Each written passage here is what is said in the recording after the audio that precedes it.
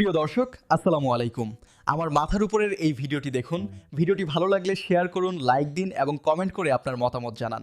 দেশ আজ রণক্ষেত্রে পরিণত হইল। দেখতে পাচ্ছেন যে এখানে চরম উত্তেজনা বিরাজ করছে। ইনকিলাব মঞ্চের আব্দুল্লাহ আল জাবের হলো গুলিবিদ্ধ। জাবের গুলিবিদ্ধ হয়েছে। জুমা এবং শান্তাকে বেধড়কভাবে পিটানো হয়েছে এবং বুট দিয়ে লাথি মারা হয়েছে। এক মাও তাদের হাত থেকে রেহাই পায়নি। আমি তাদের সবার সামনে বুক পাইতে দাঁড়াইছি। আমি মা হিসেবে তারা আমাকে ক্ষমা করে নাই। পুলিশ মসজিদে গিয়ে খুঁজে খুঁজে বের করে তারপর তাদের উপরে লাঠিচার্জ করে। কারো মাথা, কারো পা, কারো হাত সাথে সাথে ভেঙে যায়। আহত হয় শত শত শিক্ষার্থীরা। এই পুলিশ সদস্যই নির্দেশ দিচ্ছিল এইভাবেই মানুষের উপরে ঝাঁপিয়ে পড়ার জন্য। আরেকজন পুলিশ সদস্যের মুখ থেকে শোনা যায়, আয় তোরা ওসমান হাদির লাশ নিয়ে যা। আপনারা পুলিশের পোশাক পরিবর্তন করতে পেরেছেন, তবে এই দেশ থেকে 1.5 বছরে পুলিশ সদস্যদেরকে পরিবর্তন করতে পারেন নাই, যারা শুধুমাত্র একটি সুযোগের সন্ধানে রয়েছিল এই শিক্ষার্থীর বুকে চালানোর জন্য।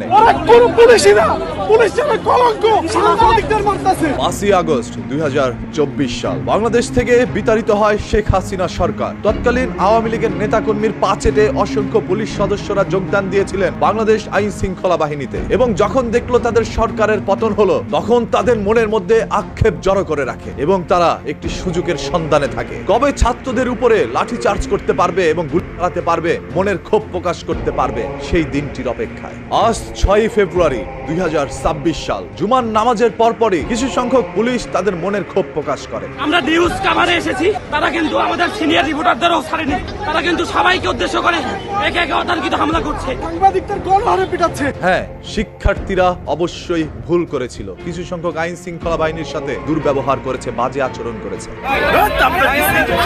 ওইখানে দায়িত্বশীল সেনাবাহিনীরা তো তাদের উপরে ঝাঁপিয়ে পড়ে নাই, আর সাধারণ শিক্ষার্থীরাও সেনাবাহিনীকে বাজে মন্তব্য করে নাই, করেছে পুলিশ সদস্যদেরকে। কারণ এই পুলিশ সদস্যরাই তাদের উপরে লাঠিচার্জ করছিল। নির্বাচন হবে না, কেন নির্বাচন এবার হবে না সেটারই বহিঃপ্রকাশ এখন আপনারা দেখতে পাচ্ছেন। আমরা যতদিন বেঁচে থাকবো আমরা নির্বাচন বয়কট করব, নির্বাচন ডিউটি করব না ইনশাআল্লাহ। আব্দুল্লাহ আল জাবের বা ইনকিলাব মঞ্চ থেকে কোনো একজন মানুষের যদি জীবন যায়, তাহলে সেটাকে কেন্দ্র করে নির্বাচন পিছিয়ে নেওয়া হতে পারে। তাই অসংখ্য লোক বলছে, নির্বাচনের মাত্র 4-5 দিন আগে এসে কেন ইনকিলাব মঞ্চ থেকে এইভাবে আন্দোলন করে যাচ্ছে আব্দুল্লাহ আল জাবেররা? তারা কি কোন একটি চক্রান্তের শিকার, নাকি তারা পরিকল্পিতভাবেই নির্বাচনকে বানচাল করতে চাচ্ছে? আমরা 24-এর পর এরকম কোন বাংলাদেশ দেখতে চাইনি, যে বাংলাদেশের রূপ দেখা যাবে 24শে জুলাইয়ের মতো। আজ পুলিশের ভূমিকার তীব্র নিন্দা জানাচ্ছে সোশ্যাল মিডিয়ায় থাকা প্রত্যেকটি মানুষ।